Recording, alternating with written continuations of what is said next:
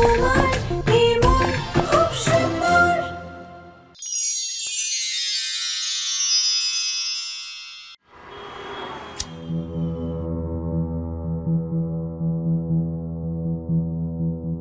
রুহি, তোমায় আমি কতবার বলেছি যে এই পুজো অর্চনায় আমি বিশ্বাস করি না। আর তোমার কি মনে হয় বিয়ের জন্য তোমার সঙ্গে এক দুবার আরতি করেছি বলে আমি ভক্ত হয়ে গেছি? না আমার এই আরতি চাই আর না প্রসাদ।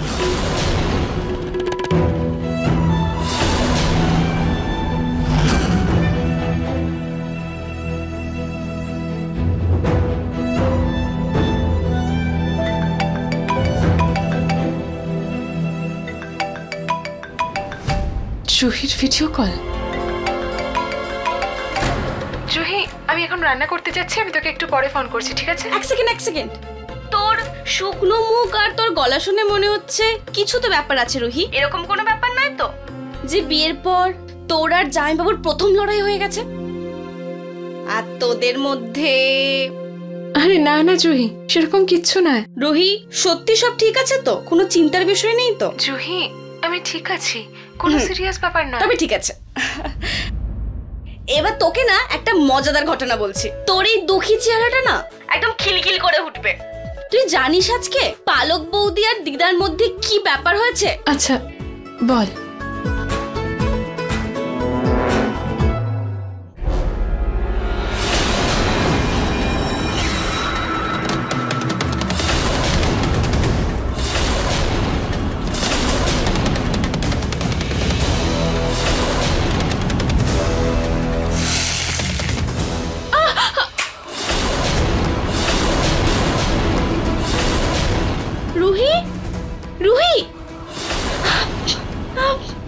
রুহির চিৎকার করার আওয়াজ ছিল যে, ফোনটাও কেটে গেল।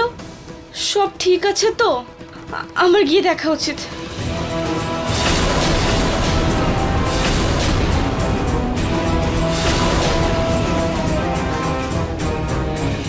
কি করছিলে তুমি? ঠাকুমা, আমি সবার জন্য রান্না করছিলাম।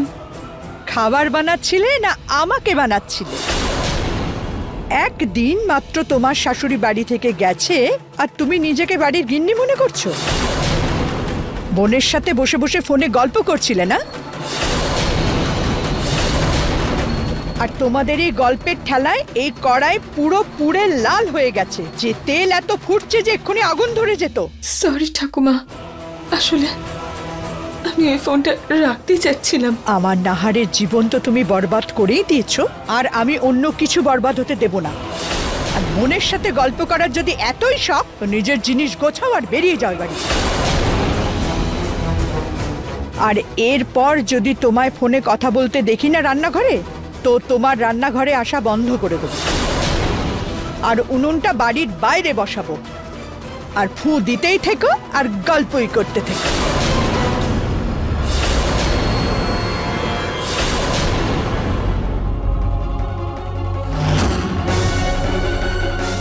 জুহি দাঁড়া, এরকম ঝড়ের বেগে কোথায় চললি? দিদা, আসলে রুহি রুহি দিদা, আমি এক্ষুনি আসছি। হ্যাঁ। রুহির আবার কি হলো? ওই বাড়িতে কোনো নতুন নাটক হলো নাকি? খোঁজ নিতে হবে।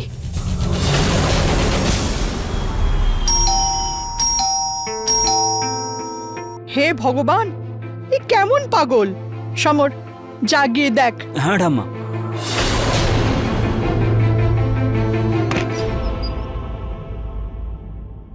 তুমি এখানে? বলো। আর এই বাড়ির লোকেরা না কালা নয় যে বারবার বেল বাজিয়ে যাচ্ছ, সবাই একবারই শুনতে পেয়েছে। দেখো, এই সময় না তোমার সাথে আমার ঝগড়া করার কোনো মুড নেই। সরো এখান থেকে।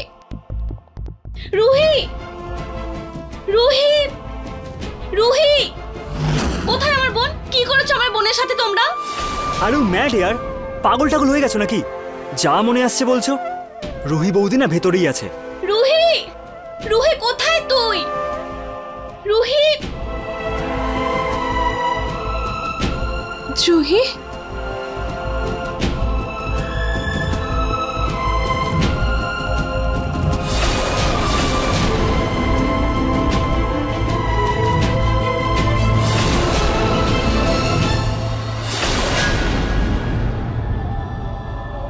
জুহি তুই এখানে হঠাৎ এইভাবে? সব ঠিক আছে তো? আমি ঠিক আছি। তুই তুই ঠিক আছিস তো রুহি?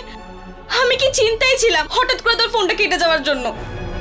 তুই তুই ঠিক আছিস তো? হ্যাঁ জুহি, সব ঠিক আছে। আমার ফোনটা হাত থেকে পড়ে গিয়েছিল আর চার্জ ছিল না বলে অফ হয়ে গিয়েছিল। সব ঠিক আছে। রুহি, এটা তোমার শ্বশুর বাড়ি, এটা কোনো হোটেল নয় যে যখন খুশি বাপের বাড়ির লোককে ডেকে পাঠাবে। জুহিমা, তুমি? আঙ্কেল নমস্কার। নমস্কার মা। মা, তোমরা দুজন ঘরের ভেতরে গিয়ে কথা বলো। রহিমা, জুহিকে ঘরে নিয়ে যাও। চল।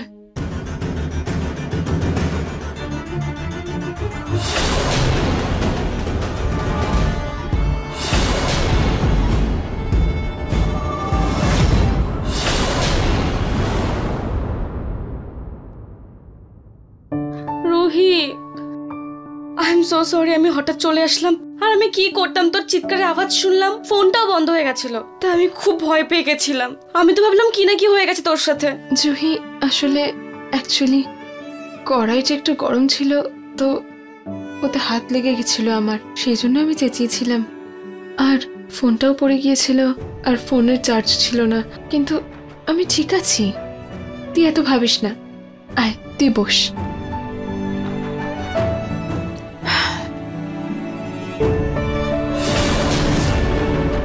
আরে বাহ, নতুন আলমারি, কিন্তু পুরোনোটার কি হয়েছে? আসলে কিছুই না, এটা আমার আলমারি। মানে তোর আলমারি আলাদা কেন? জামাইবাবুকে আলমারি শেয়ার করতে চাই না? কোনো প্রবলেম হয়েছে কি? না না, কি বলতো, ওনার আলমারিতে আর জায়গা ছিল না, সেই জন্য উনি আরেকটা কিনেছেন।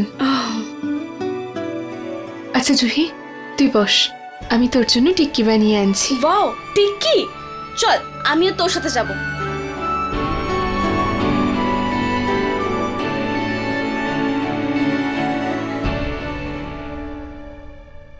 হাই জামাইবাবু। হাই। রুহি, আমি তোমার সঙ্গে 2 মিনিট কথা বলবো। হ্যাঁ, আমি বাইরে আছি।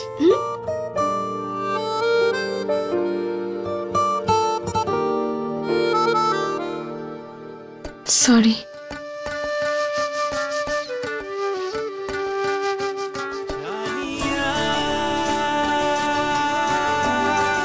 তুমি কেন সরি বলছো? আমার প্রসাদ নিয়ে ওইভাবে জোর করা ঠিক হয়নি, আর আপনি সেই সময় উঠেছিলেন আর আমি ওরকম প্রসাদ নিয়ে চলে এলাম, সেই জন্য আই এম সরি। আমি একটু বেশি ওভার রিঅ্যাক্ট করেছি, সেই জন্য আই এম সরি।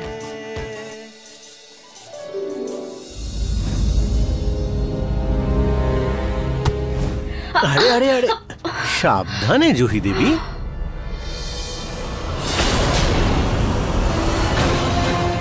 সবকিছু একসঙ্গেই দিয়ে দেবেন নাকি?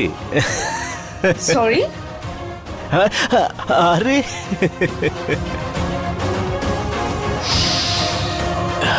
তবে যাই হোক, মিল আছে। রুহি দেবীর মতনই ভীষণ হট। কড়া?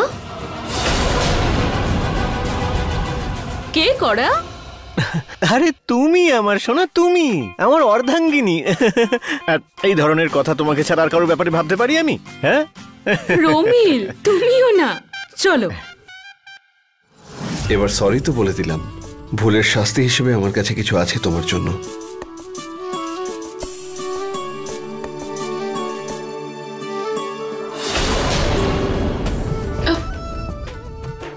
Movie tickets?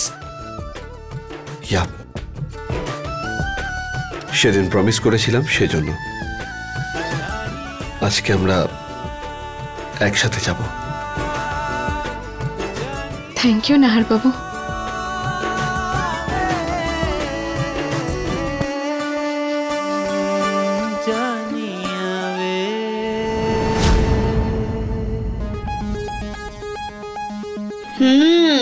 তো জামাইবাবুর সাথে লেট নাইট মুভি প্ল্যান।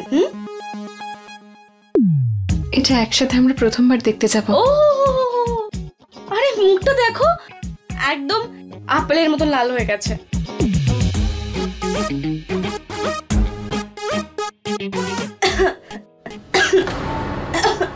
হলো? তুই ঠিক আছিস তো? আরো কথা বল খেতে খেতে। দাঁড়া, আমি তোর জন্য জল নিয়ে আসছি।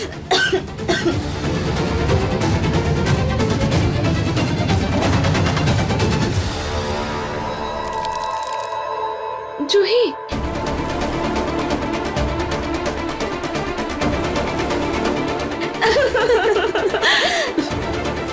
জুহি, তুইও না?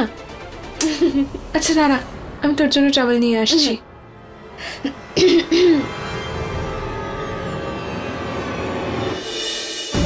তার মানে লোকেরা ঠিকই বলে, জলে ভেজার পরে মেয়েদের আরো সুন্দরী দেখতে হয়ে যায়, তাই না? কি বলতে চাইছেন আপনি? সেরকম কিছু না, তবে হ্যাঁ এমনি। আর দেখোই না, আমি হলাম রুহির জামাইবাবু, তাই তোমারও তো জামাইবাবু, তাই না? এখন শালি জামাইবাবুর মধ্যে আর কি ঠাট্টা তো চলতেই থাকে, তাই না? এরকম মজা আমি পছন্দ করি না। আরে আরে আরে, তুমি তো একটুতেই রেগে যাচ্ছ শালি মহারানী। শুরুটা কিন্তু তুমিই করেছিলে। মানে? মানে আমি তো চলে যাচ্ছিলাম, সিম্পল। তুমি এলে, আমার সঙ্গে ধাক্কা লাগলো, আমার ওপরে পড়ে গিয়েছিলে তুমি। আর এখন যখন একটু আর কি করছি, তুমি শুধু শুধু রেগে যাচ্ছ। ওটা ভুল করে হয়েছিল, ওকে? এই ধরনের ভুলগুলো তো খুব মিষ্টি, তাই না জহি দেবী?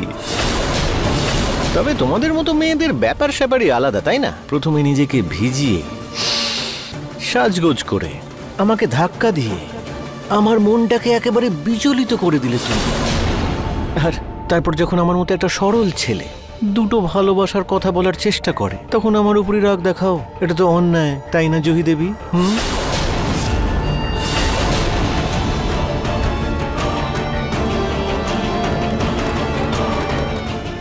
আরে তুমি তো ভয় পেয়ে যাচ্ছ। আরে মজা করছিলাম, জামাইবাবুর মজাকে সিরিয়াসলি নিতে নেই।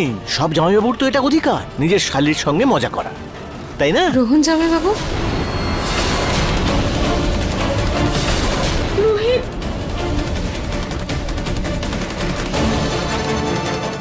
রোহন বাবু, আপনি এটা কিভাবে আমার বোনের সঙ্গে কথা বলছেন? আমি কি বললাম? আমি তো কিচ্ছু বলিনি, আমরা তো নর্মাল কথা বলছিলাম। জামাইবাবু, আপনি যা যা বলেছেন আমি সব শুনেছি। হ্যাঁ, তো এমন কি কথা বলেছি আমি? প্রথমে ও এসে আমাকে টিজ করলো, আমি ভাবলাম হয়তো আমার সঙ্গে আর কি ঠাট্টা করছে, তাই দু একটা মজার কথা আমিও বলেছি।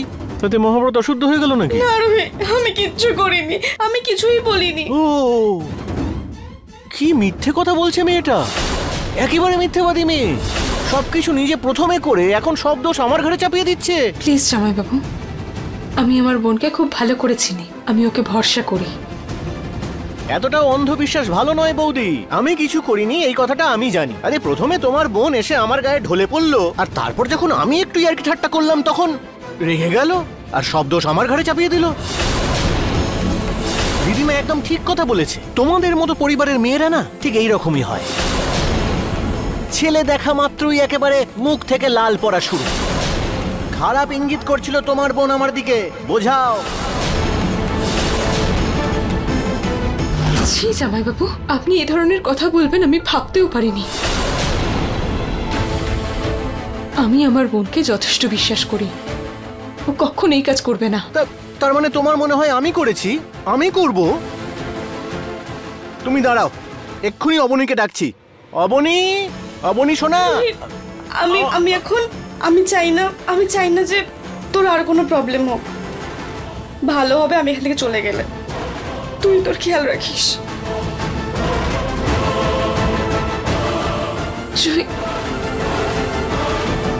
জামাইবাবু, আপনি এটা ঠিক করলেন না, না জুহির সঙ্গে আর না অবনী দিদির সঙ্গে। আরে কি বল, আমার জ্ঞান দিতে এসেছিল। মুখ বন্ধ হয়ে গেল তো। অনেক দেখেছি তোমার মতো, একজনকে তো বিয়ে করে ঘরে তুলেছি।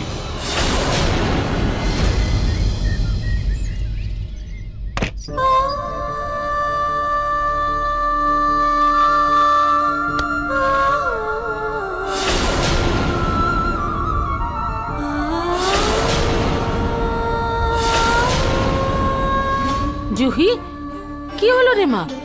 রুহির বাড়ি গেছিলি তো, তাহলে তো রেগে গিয়ে এলি কেন? ওখানে কিছু হয়েছে? দিদা, আমরা না রুহির বিয়েটা ওই বাড়িতে করে খুব বড় ভুল করে ফেলেছি। অদ্ভুত লোকজন ওই বাড়ি। কি কিন্তু মা, হয়েছেটা কি? দিদা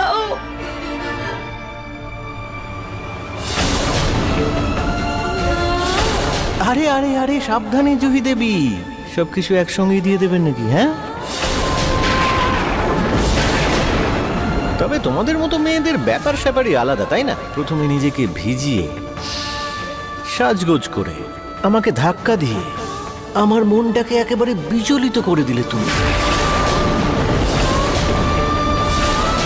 তারপর যখন আমার মতো একটা সরল ছেলে দুটো ভালোবাসার কথা বলার চেষ্টা করে, তখন আমার উপরই রাগ দেখাও। এটা তো অন্যায়, তাই না জহি দেবী?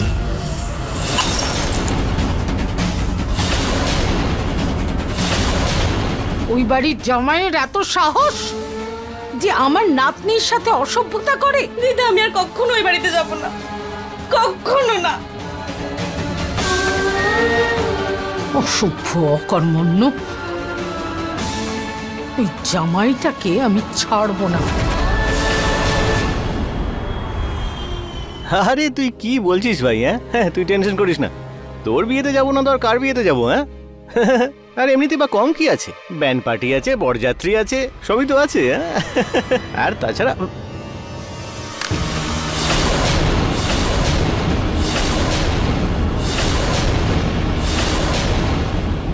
তোর ব্যান্ড আমি বাজাবো।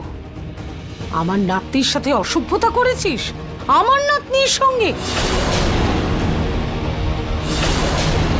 তুই তুই আমার নাতনির সাথে অসভ্যতা করবি? আস্তে আস্তে লেগে যাবে। আরে আরে লাগবে তো, আরে লাগছে। মেরে ফেলবো তোকে। আরে এই দেখো, আমাকে মারছেন কেন? এই মরেছে। আপনার মেয়ের শ্বশুর বাড়ির জামাই আমি, ভদ্রভাবে কথা বলুন। আরে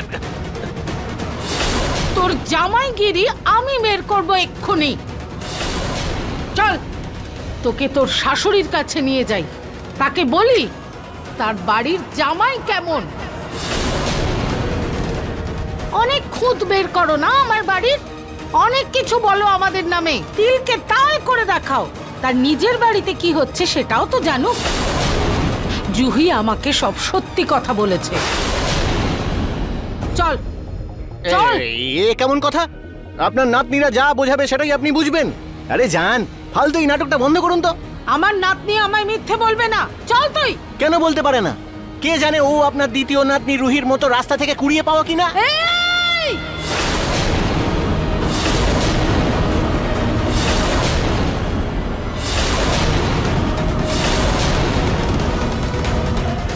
যাকে আপনার এই চিৎকারে একটা কথা তো পরিষ্কার হয়ে গেল যে জুহি আপনার আপন নাতনি। আসলে কি বলুন তো, এক মিনিট, আমি আপনার এই হুমকিতে ভয় পাচ্ছি না, বুঝলেন আপনি? বুঝতে তো তখন তুই পারবি যখন তোর এই সত্যিটা সবাই জানতে পারবে। চল।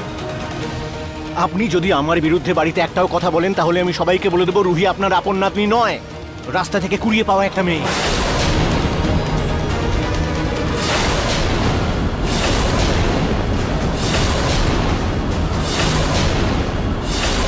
বাইরে থেকে সব জামা কাপড় নিয়ে আসি, আর তারপরে জুহিকে আমি একটা ফোন করে নেব, জিজ্ঞাসা করবো যে ঠিক আছে কিনা।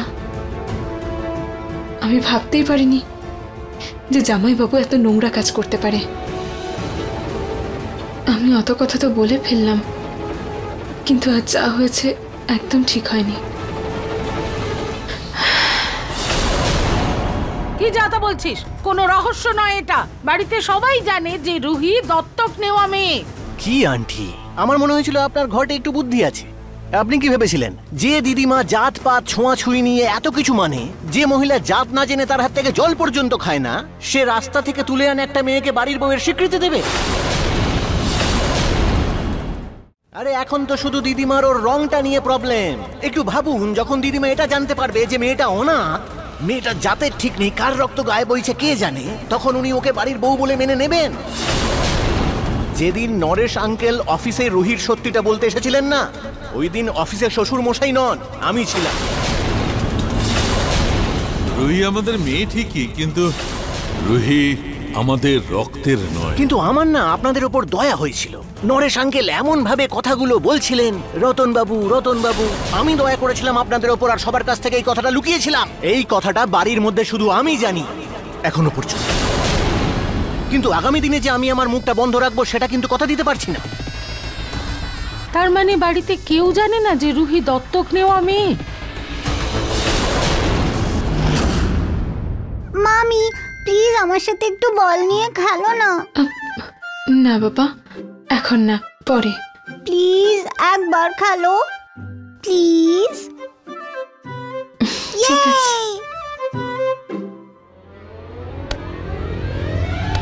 দিদিমা যদি জানতে পারে না রুহি অনাথ, রাস্তা থেকে কুড়িয়ে পাওয়া মেয়ে, তাহলে দিদিমা ধাক্কা মেরে সঙ্গে সঙ্গে রুহিকে বাড়ি থেকে বের করে দেবে। তারপরে সারা জীবন কোলে নিয়ে ঘুরবেন, ওকে বসিয়ে রাখবেন সারা জীবন নিজের বাড়িতে। দেখো বাবা, সরি সরি সরি বাবা, সরি জামাই, সরি সরি সরি সরি, আমায় ক্ষমা করে দাও, ভুল হয়ে গেছে বাবা। কাউকে বলো না তুমি জামাই, কাউকে বলো না তুমি, প্লিজ প্লিজ বাবা জীবন, সরি আমার ভুল হয়ে গেছে। যদি তুমি সবাইকে বলে দাও তাহলে আমার রুহির সংসার ভেঙে যাবে। আমি জুহির সাথে কথা বলবো, আমি ওকে ভালো করে বুঝিয়ে দেবো। আমি ওকে বলবো যে জামাই আমাকে কথা দিয়েছে ভবিষ্যতে আর কখনো এরকম করবে না। পথে এসেছেন দেখছি। আরে আপনাদের তো সৌভাগ্য যে আপনার নাতনি ওই বাড়িতে থাকার জায়গা পেয়েছে। যদি আমার মুখ খোলে না, রাস্তায় গিয়ে দাঁড়াতে হবে রুহিকে। তাই আগামী দিনে অন্ততপক্ষে আমার মতো সৎ লোকের বিরুদ্ধে এই ধরনের অভিযোগ করবেন না আপনি। I am sorry. তোমার ফোন বাবা, ফোন, এই যে তোমার ফোন। থ্যাংক ইউ বাবা। কাউকে বলবে না তো বাবা? না না, আপনি একদম চিন্তা করবেন না। হ্যালো। তার মানে রুহি সত্যিটা বাড়িতে কেউ জানে না যে আমাদের নিজেদের নাতনি নয় রুহি? তাহলে তো ধুমধাম করে এই কথাটা সবার জানা উচিত।